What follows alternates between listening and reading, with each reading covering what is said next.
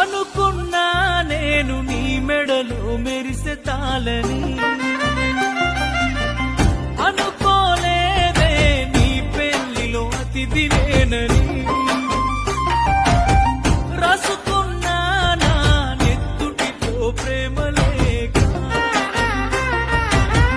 నాకు ఇచ్చావే రమ్మని నీ పెళ్లి పత్రిక. నీ చుట్టుముట్టున్న అతిథులు, అందులోనే నీ నవ్వులు, నీ పక్కనున్నోడి మునివెలు